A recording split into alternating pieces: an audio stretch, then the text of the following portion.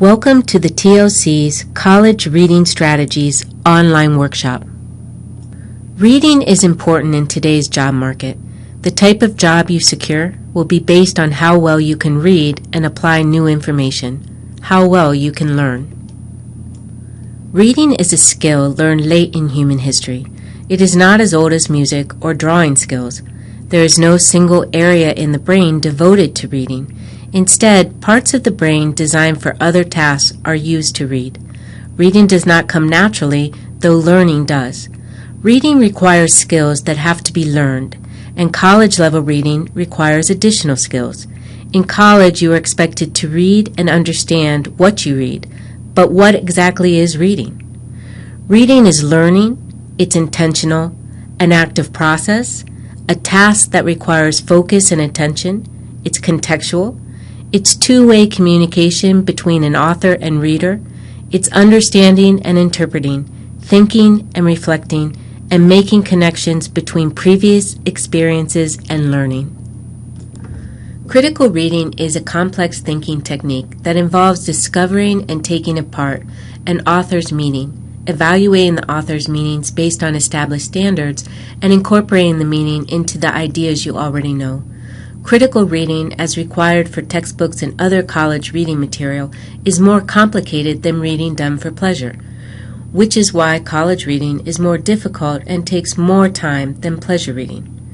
Critical readers employ strategies, including identifying the author's ideas even when they are not stated directly, recognizing patterns, questioning, prioritizing ideas, and identifying and evaluating arguments, as well as creating new arguments. Reading is an active process. Neuropsychologist Adele Diamond offers a good analogy for active reading. To read well, you need to be the driver of the process. Who remembers a path to a destination better, the driver or the passengers? The driver, of course. The driver is actively engaged in the activity and is acutely aware of what is going on around him. He remembers details like what streets to turn on and what the speed limits are, and he keeps in mind his main idea, the final destination. The passengers, on the other hand, could pay attention to the road, but they could also text their friends, listen to music, and even take a nap. The passengers are involved in the driving experience, but for the most part, they are along for the ride, passively seeing what is around them. The driver is actively involved, purposely making choices about what to do, where to go, and what information to concentrate on. To read well, you need to be active in your reading experience. Like a driver of a car, an active reader is purposely engaged in the reading process. An active reader focuses attention on the words on the page, just like the driver keeps eyes on the road. An active reader constantly monitors comprehension.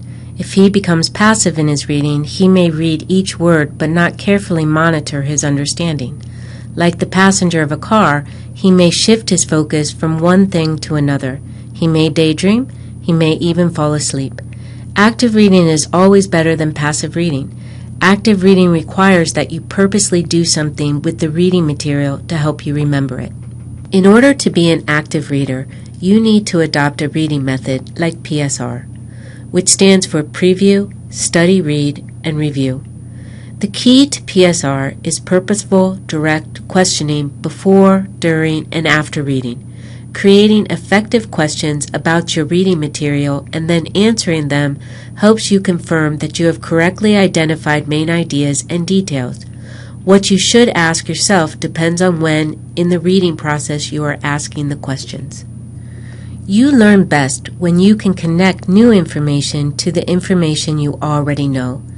The preview step in reading is critical because it starts that process. There are 3 steps in the previewing stage. Step 1, skim the reading. Skimming means reading through quickly, skipping details, and focusing on the title of the chapter and, when available, the introduction, main headings, subheadings, and summary. Step 2, develop questions and predict answers. Reread the title, headings, and whenever available, the subheadings and chapter summary, and develop questions about them using these 6 words: who, what, when, where, why, and how. Although many of the questions you create may be basic, they will help you pay closer attention as you read. Step 3 is recalling prior knowledge. Now that you have a framework for what you think the reading will be about, consider what else you know about the topic. Search your memory for every experience and every piece of information or knowledge you have stored there about that topic. New information is best remembered when purposefully connected to information you already know about a subject. While you are learning this technique, you may want to write out what you already know to help you focus. Then you and your brain will be prepared to study and read successfully. Now that you have set up a framework of what you are about to read, you are ready to study read. Study reading is a careful reading of an assignment during which you ask and answer questions as you read. Begin with the questions you created in the previewing stage and refine them as you delve deeper into the details of the reading. Start reading at the first heading or subheading and ask the questions you developed during the preview stage. Read one complete section of a chapter at a time. Read either from heading to heading or, for more challenging material, from paragraph to paragraph. Then pause to ask and answer your previewing questions. Do not read chapters from beginning to end without pausing for questions and answers. Textbook chapters contain too much information to remember everything all at one time. Monitor your understanding of what you have read in one section before moving on to the next. Take notes on what you read to prepare for the review stage, so you will not have to reread the entire chapter, but only what is essential. As you read each section, be sure to identify the main idea and think about your prior knowledge. This is called cross-referencing.